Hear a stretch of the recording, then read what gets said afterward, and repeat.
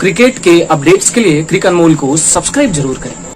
English भाषा ने किया परेशान, पाकिस्तान का हो गया बुरा हाल और आने वाले 2025 के चैंपियंस ट्रॉफी में पाकिस्तान जाएगी हार केवल इंग्लिश की वजह से। मतलब पाकिस्तान इंग्लिश लैंग्वेज की वजह से हार सकती है आने वाले वर्ल्ड कप में। ऐसा मैं नहीं कह रहा, ऐसा लोग कह रहे हैं और सोशल मीडिया पे पाकिस्तान के एक बहुत फास्ट बॉलर हैं जिनका नाम है नसीम शाह। नसीम शाह का बयान आ रहा है और नसीम शाह ने इंग्लिश लैंग्वेज के ऊपर अपने स्पोर्ट्स कॉन्क्लेव में बयान दिया कि देखिए नसीम शाह ने कहा कि पाकिस्तान के जितने कोचेज हैं वो अगर पाकिस्तान के ही हो तो इंग्लिश भाषा समझने में प्रॉब्लम नहीं होगा, क्योंकि जो फॉरेन कोचेज हैं उनके साथ लैंग्वेज की प्रॉब्लम होती है और इंग्लिश समझ में नहीं आता। नसीम शाह ने ये कहा और इसके कहने के बाद नसीम शाह को काफी ट्रोल किया जा रहा है, क्योंकि अगर आप एक लैंग्वेज नहीं समझ पा रहे हो, एक होता है इंसान लैंग्वेज बोलना, एक होता है समझना। तो यार इंग्लिश समझ में तो सबको आती है, एक कम पढ़े लिखे आदमी को भी अंग्रेजी समझ में आती है। अगर बोलने की बात की जाए नहीं आती, समझ में आती। कौन सा आपको प्रेस कॉन्फ्रेंस के साथ बैठना है उस कोच के साथ।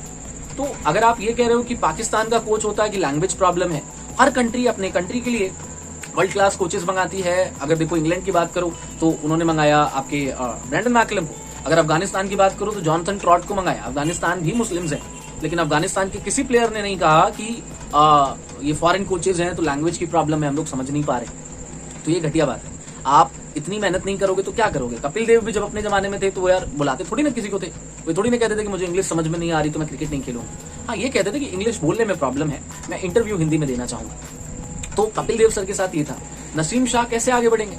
अगर आप ये देखो कह रहे कि फॉरेन कोचेज आएंगे तो लैंग्वेज की प्रॉब्लम है, कोच पाकिस्तान का रखो। भाई तुम पाकिस्तान में किसको कोच बनाओगे। वसीम अकरम कोचिंग करने के लिए तैयार है नहीं। शाहिद अफरीदी अपने कप्तानी में आज तक कुछ नहीं जीता, तो कप्तान अच्छा था ही नहीं। वो कप्तान अच्छा होता तो कुछ जीत जाता। कोचिंग कभी की नहीं, कप्तानी की 2011 का विश्व कप हार गए पाकिस्तान। तुम्हारे मिसबाह उल हक थे, उनको T20 का बनाना चाहिए, तुम्हें बनाते ही नहीं हो तुम लोग। और फॉरेन का इंटेलिजेंट और ब्रिलियंट कोच आया, मॉनी मॉकल अभी आया था, गैरी कर्स्टन आया था, तुम लोग इज्जत करते नहीं हो। तुम एक नंबर के अनपढ़ गवार, लैंग्वेज नहीं आ रही, इंग्लिश नहीं आ रही, बोलने नहीं आ रहा तो समझ में आता, तुम्हें समझ में भी इंग्लिश नहीं आती, इतने गवार हो। तो भगवान ही मालिक है। एक इंसान होता है जब फॉरेन का कोच आता है तो वो बहुत अपने आप को ग्लैड फील करता है, बहुत लकी फील करता है कि चलो एक ऐसा इंसान बाहर से आ रहा है जो अपने को गाइड करेगा, जो जीता है बहुत सारे ट्रॉफीज। वो बंदा गाइड ही नहीं कर पा रहा क्योंकि तुम लोग समझ ही नहीं पा रहे। तो अगर आप नहीं समझोगे और ऐसे फालतू की बकवास करोगे कि पाकिस्तान का कोच हो, अगर पाकिस्तान में टैलेंट है तो डेफिनेटली पाकिस्तान के लोग बना दिए जाए कोच वहां के। पाकिस्तान में टैलेंट नहीं है तभी तो बाहर के कोच मंगा रहे हो।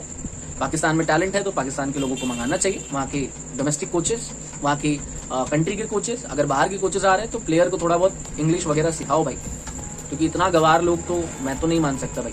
इतने गवार रहोगे तो दिक्कत है। इंग्लिश बोलने नहीं आती, समझ में आता है, तुझे समझ में भी नहीं आती भाई, तब तो तुम भगवान ही मालिक है तुम्हारे। खैर आप इस खबर के ऊपर क्या कहना चाहेंगे और नसीम शाह के इस बेतुका बयान के ऊपर क्या कहना चाहेंगे, मुझे अपनी राय कमेंट में जरूर लिखें और चैनल पर नए हैं तो इसको सब्सक्राइब कर लें।